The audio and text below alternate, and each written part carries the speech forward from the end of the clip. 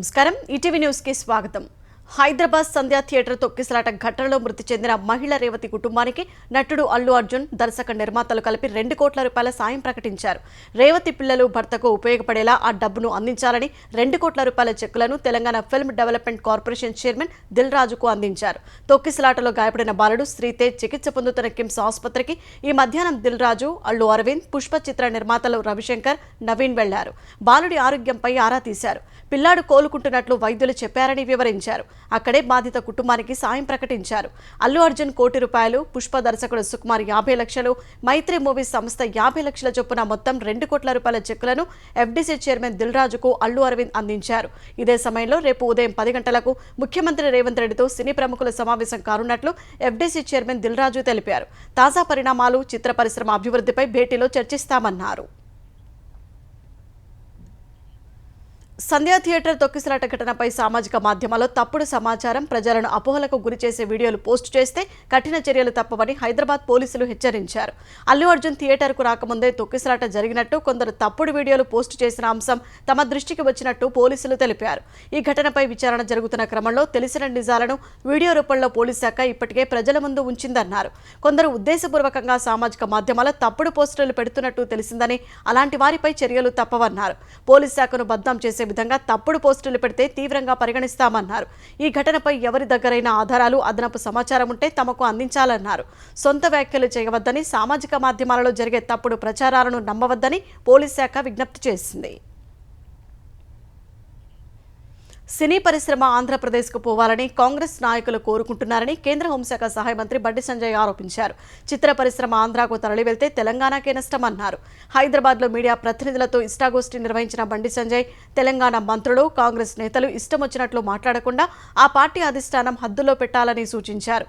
Allu Arjun episode వెనుక చాలా అనుమానాలు వస్తున్నాయన్న కేంద్ర మంత్రి, కాంగ్రెస్ నేతలకు అంబేద్కర్ గురించి మాట్లాడే అర్హత లేదన్నారు. మెదక్ జిల్లాలో పర్యటించిన ముఖ్యమంత్రి రేవంత్ రెడ్డి 192 కోట్ల రూపాయల విలువైన వివిధ అభివృద్ధి పనులకు శ్రీకారం చుట్టారు. 52.76 కోట్లతో మెదక్ నియోజకవర్గంలో వివిధ గిరిజన గ్రామాలను కలుపుతూ రహదారుల నిర్మాణానికి, young India integrated residential school complex నిర్మాణానికి, 5 కోట్లతో ప్రతిపాదించిన ఇందిరా మహిళా శక్తి భవన్ నిర్మాణానికి శంకుస్థాపన చేశారు. 35 కోట్లతో ఏడుపాయల వద్ద రోడ్డు విస్తరణ, డివైడర్ నిర్మాణం, హైమాస్ట్ లైట్స్ ఏర్పాటు పనులను ప్రారంభించారు. మెదక్ జిల్లా స్వయం సహాయక మహిళా సంఘాలకు 100 కోట్ల బ్యాంకు లింకేజీ చెక్ను రేవంత్ రెడ్డి అందించారు. ఈ సందర్భంగా మెదక్ ఎంపీ రఘునందన్ రావు వివిధ అభివృద్ధి పనులు మంజూరు చేయాలని ముఖ్యమంత్రికి వినతి పత్రం అందజేశారు. అంతకుముందు సీఎం ఏడుపాయల వనదుర్గామాత ఆలయంలో అమ్మవారికి పట్టు వస్త్రాలు సమర్పించారు. ప్రత్యేక పూజలు చేశారు. క్రిస్మస్ సందర్భంగా మెదక్ చర్చిలో నిర్వహించిన వేడుకల్లో ముఖ్యమంత్రి రేవంత్ రెడ్డి, మంత్రులు పాల్గొన్నారు. తిరుమల తిరుపతి దేవస్థానంలో పరకామణి నుంచి విలువైన వస్తువులు, విదేశీ కరెన్సీ దొంగిలించిన వ్యవహారంపై సిట్టింగ్ జడ్జితో విచారణ జరిపించాలని టీటీడీ సభ్యులు భానుప్రకాష్ రెడ్డి డిమాండ్ చేశారు. ఈ మేరకు నిన్ననే ఆయన టీటీడీ చైర్మన్ ఈవోకు వినతి పత్రం ఇచ్చినట్లు చెప్పారు.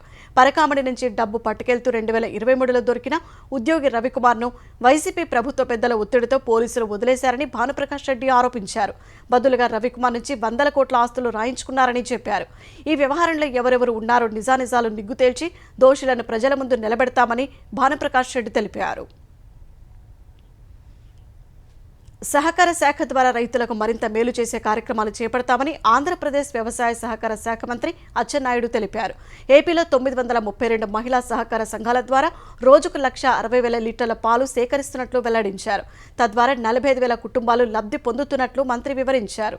సహకారంతో సమృద్ధి పేరిట కేంద్ర సహకార శాఖ మంత్రి అమిత్ షా నేతృత్వంలో జరిగిన కార్యక్రమంలో భాగంగా విజయవాడలో మంత్రి అచ్చెన్న పాల్గొన్నారు. దేశవ్యాప్తంగా 10,212 బహుళ ప్రయోజన ప్రాథమిక వ్యవసాయ సహకార సంఘాలు, పాల ఉత్పత్తిదారుల సహకార సంఘాలు, మత్స్యకార సహకార సంఘాలను రిజిస్టర్ చేసి నడుపుతున్న సందర్భంగా ఈ కార్యక్రమం నిర్వహించారు. పార్లమెంటు లోపల బయట మిత్రపక్షాల మధ్య సమన్వయం మరింత పెంచుకోవడంపై ఎన్డీఏ పక్షాలు దృష్టి సారించాయి. ఈ మేరకు ఢిల్లీలోని బీజేపీ అధ్యక్షుడు జేపీ నడ్డా నివాసంలో ఎన్డీఏ పక్షాల ముఖ్య నేతలు చర్చలు జరిపారు. ఈ సమావేశానికి కేంద్ర హోంమంత్రి అమిత్ షా, తెలుగుదేశం అధినేత చంద్రబాబు, జేడీఎస్ ముఖ్య నేత కుమారస్వామి, ఇతర నేతలు హాజరయ్యారు. అంబేద్కర్పై అమిత్ షా వ్యాఖ్యల నేపథ్యంలో పార్లమెంటులో రేగిన దుమారం సహా పలు రాజకీయ అంశాలపై ఎన్డీఏ నేతలు చర్చించినట్లు తెలిసింది. వాజ్పేయి శత జయంతి వేళ సుపరిపాలన అంశంపైన నేతలు సమాలోచనలు జరిపారని సమాచారం.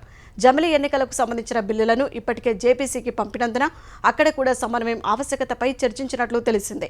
మిత్రపక్షాల మధ్య సమన్వయాన్ని పెంపొందించుకోవడం సహా కేంద్ర ప్రభుత్వ పథకాలను లోక్సభ నియోజకవర్గాల్లో సమర్థంగా అమలు చేసే అంశాలపై చర్చించినట్లు సమావేశం తర్వాత తెలుగుదేశం లోక్ సభాపక్ష నేత లావు శ్రీకృష్ణదేవరాయలు చెప్పారు. మాజీ ప్రధాని అటల్ బిహారీ వాజ్పేయికి ఆయన శత జయంతి సందర్భంగా దేశం ఘన నివాళి అర్పించింది. దేశవ్యాప్తంగా ఆయన అభిమానులు, బీజేపీ నాయకులు, కార్యకర్తలు దివంగత నేతకు నివాళులు అర్పించారు. వేర్వేరు కార్యక్రమాలు నిర్వహించారు. ఢిల్లీలోని సదైవ్ అటల్ వద్ద రాష్ట్రపతి ద్రౌపది ముర్ము, ఉపరాష్ట్రపతి జగదీప్ ధన్కర్, ప్రధాని నరేంద్ర మోదీ, లోక్సభ స్పీకర్ ఓం బిర్లా, కేంద్ర మంత్రులు సహా ఏపీ సీఎం చంద్రబాబు వాజ్పేయికి అంజలి ఘటించారు. అటల్ బిహారీ వాజ్పేయి రాజనీతిజ్ఞుడుగా దేశంలో అగ్రభాగాన నిలిచారని అంతకుముందు ప్రధాని మోదీ సామాజిక మాధ్యమం ఎక్స్లో పోస్ట్ చేశారు.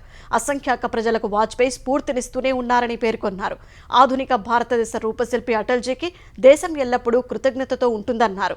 వాజ్పేయి హయాంలో ఐటీ, టెలికాం, కమ్యూనికేషన్స్ రంగాల్లో దేశం పెద్ద ముందడుగు వేసిందని మోదీ గుర్తు చేశారు. అటల్జీ ప్రభుత్వం సాంకేతికతను సామాన్యులకు అందుబాటులోకి తెచ్చిందన్నారు. యావత్ దేశాన్ని రోడ్లతో అనుసంధానించడంలో ఆయన కృషి చేశారని మోదీ గుర్తు చేశారు. ప్రజాస్వామ్యం గురించి మాట్లాడే అర్హత కాంగ్రెస్ నేతలకు లేదని కేంద్ర మంత్రి, బీజేపీ తెలంగాణ అధ్యక్షుడు కిషన్ రెడ్డి వ్యాఖ్యానించారు. అంబేద్కర్ను అవమానించిన చరిత్ర కాంగ్రెస్కు ఉందన్నారు. హైదరాబాద్లోని బీజేపీ కార్యాలయంలో భారతరత్న మాజీ ప్రధాని అటల్ బిహారీ వాజ్పేయి శత జయంతి కార్యక్రమాన్ని ఘనంగా నిర్వహించారు. ఆయన చిత్రపటానికి కేంద్ర మంత్రులు కిషన్ రెడ్డి, బండి సంజయ్, ఎంపీ లక్ష్మణ్, బీజేపీ శ్రేణులు నివాళులు అర్పించారు. వాజ్పేయి జయంతి సందర్భంగా యువమోర్చా ఆధ్వర్యంలో రక్తదాన శిబిరాన్ని ఏర్పాటు చేశారు. వాజ్పేయి భారతదేశ వైభవాన్ని, నైతిక విలువలను ప్రపంచానికి చాటారని కేంద్ర మంత్రి బండి సంజయ్ కొనియాడారు. పదవులకు ఆశపడకుండా నిస్వార్థంగా పనిచేశారన్నారు. రాజకీయాల కంటే దేశమే ముఖ్యమని నమ్మిన వ్యక్తి వాజ్పేయి అని ఎంపీ లక్ష్మణ్ అన్నారు. నేటి యువకులకు వాజ్పేయి జీవితం ఆదర్శమని కేంద్ర మంత్రి కిషన్ రెడ్డి పేర్కొన్నారు. బంగాళాఖాతంలో ఏర్పడిన తీవ్ర అల్పపీడనం బలహీనపడటంతో ఉత్తర దక్షిణ కోస్తాలో చాలా చోట్ల వర్షాలు కురుస్తున్నాయి. 45 నుంచి 50 కిలోమీటర్ల వేగంతో ఈదురుగాలులు వీస్తున్నాయి. గడిచిన 24 గంటల్లో బొబ్బిలి, పార్వతీపురంలో 4 సెంటీమీటర్ల అత్యధిక వర్షపాతం నమోదైంది. మరో 24 గంటలు కొన్ని చోట్ల వర్షాలు కురిసే అవకాశం ఉందని వాతావరణ విభాగం వెల్లడించింది. బంగాళాఖాతంలో ఏర్పడిన అల్పపీడనం ప్రభావంతో తెలంగాణలోని పలుచోట్ల తేలికపాటి వర్షాలు కురుస్తున్నాయి. మహబూబాబాద్ జిల్లా డోర్నకల్ నియోజకవర్గంలో కురిసిన అకాల వర్షానికి పలు కొనుగోలు కేంద్రాల్లో ఉన్న ధాన్యం తడిసిపోయింది. కురవి, సిరోల్, నరసింహులపేట మండలాల్లోని కొనుగోలు కేంద్రాల్లో గత రాత్రి నుంచి కురుస్తున్న వర్షానికి ధాన్యం బస్తాలు తడిసి ముద్దయ్యాయని రైతులు ఆవేదన వ్యక్తం చేస్తున్నారు. నిల్వ చేసిన ధాన్యానికి వెంటనే కాంటాలు నిర్వహించి మిల్లులకు తరలించాలని డిమాండ్ చేస్తున్నారు. అధికంగా వీస్తున్న తూర్పు గాలుల వల్ల తెలంగాణలో రేపు ఉరుములు మెరుపులతో తేలికపాటి నుంచి మోస్తారు వర్షాలు కురిసే అవకాశం ఉందని హైదరాబాద్ వాతావరణ కేంద్రం ప్రకటించింది. పోలీసుల విధులకు ఆటంకం కలిగించిన కేసులో బీఆర్ఎస్ ఎమ్మెల్యే పాడి కౌశిక్ రెడ్డికి నోటీసులు జారీ చేశారు. కొద్ది రోజుల క్రితం బంజారాహిల్స్ పోలీస్ స్టేషన్లో పోలీసుల విధులకు ఆటంకం కలిగించారని కౌశిక్ రెడ్డిపై కేసు నమోదైంది. ఈ కేసులో వచ్చే 27న ఉదయం 10 గంటలకు బంజారాహిల్స్ ఠాణాలో విచారణకు హాజరు కావాలని పోలీసులు కౌశిక్ రెడ్డికి ఇచ్చిన నోటీసుల్లో పేర్కొన్నారు. ఫార్ములా ఈ కార్ రేస్ కేసులో ఫిర్యాదుదారుడు మున్సిపల్ పరిపాలన శాఖ ముఖ్య కార్యదర్శి దానకిషోర్ వాంగ్మూలాన్ని అవినీతి నిరోధక శాఖలోని సెంట్రల్ ఇన్వెస్టిగేషన్ విభాగం నమోదు చేసింది.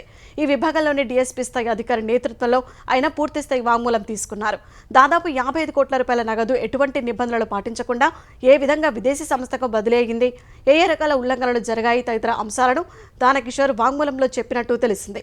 ఈ వాంగ్మూలం ఆధారంగా బీఆర్ఎస్ కార్యనిర్వాహక అధ్యక్షుడు KTR, senior IAS Arvind Kumar, HMDA అప్పటి చీఫ్ ఇంజనీర్ బిఎల్ఎన్ రెడ్డిలకు నోటీసులు జారీ చేసి వాంగ్మూలాలు నమోదు చేయాలని ఏసీబీ భావిస్తోంది. ఈ ప్రక్రియ పూర్తి కాగానే తదుపరి కార్యాచరణకు సిద్ధమవుతోంది. మరోవైపు ఈ కేసులో ఫెమా ఉల్లంఘనలకు సంబంధించి దర్యాప్తును ఈడీ వేగవంతం చేసింది. ఆఫ్ఘనిస్తాన్పై పాకిస్తాన్ చేసిన భీకర వైమానిక దాడుల్లో 46 మంది చనిపోయారు. పక్తికా ప్రావిన్స్లోని 7 గ్రామాల్లోని తెహ్రీకే తాలిబాన్ అనే ఉగ్ర సంస్థ లక్ష్యంగా ఈ దాడులు జరిగాయి. ఈ దాడుల్లో వజీరిస్తానీ శరణార్థులే ఎక్కువగా మరణించినట్లు తెలిసింది. పాక్ దాడులను తాలిబాన్ రక్షణ శాఖ ఖండించింది. పాక్పై ప్రతీకారం తప్పదని స్పష్టం చేసింది. ఇప్పటి వరకు దాడులు తామే చేసినట్లు పాక్ ధృవీకరించలేదు. పాక్ ఆఫ్ఘాన్ సరిహద్దులో ఇటీవలి కాలంలో ఉద్రిక్తతలు పెరుగుతున్నాయి. తమ దేశంలో ఉగ్రదాడులు చేసిన తెహ్రీకే తాలిబాన్ అనే ఉగ్ర సంస్థకు తాలిబాన్లు సహకరిస్తున్నారని పాక్ ఆరోపిస్తోంది. పాక్ ఆరోపణలను తాలిబాన్ ఖండిస్తూ వస్తోంది. కజకిస్తాన్లో అజర్బైజాన్ ఎయిర్లైన్స్కు చెందిన విమానం అక్టౌ నగర సమీపంలో కూలిపోయింది. ఈ సమయానికి విమానంలో 67 మంది ప్రయాణికులు ఉండగా 32 మంది ప్రాణాలతో బయటపడ్డారని తెలిసింది. 30 మందికి పైగా చనిపోయినట్లు తెలుస్తోంది. అజర్బైజాన్ రాజధాని బాకు నుంచి రష్యాలోని చెచెన్యాకు బయలుదేరిన విమానాన్ని పొగమంచు కారణంగా కజకిస్తాన్కు దారి మళ్లించారు. ఈ క్రమంలో పక్షి గుంపును ఢీకొనడంతో ఇంజిన్ ఫెయిల్ అయి విమానం అదుపు తప్పినట్లు అంతర్జాతీయ మీడియా తెలిపింది. కుడివైపునకు వాలి విమానం వేగంగా కిందకు దూసుకొస్తున్న దృశ్యాలు బయటకు వచ్చాయి. ఈ విమానం ఓ మైదానంలో భూమిని ఢీకొట్టగా మంటలు చెలరేగాయి. అక్టౌ నగరం ఎయిర్పోర్టుకు సమీపంలోనే ఘటన జరిగింది.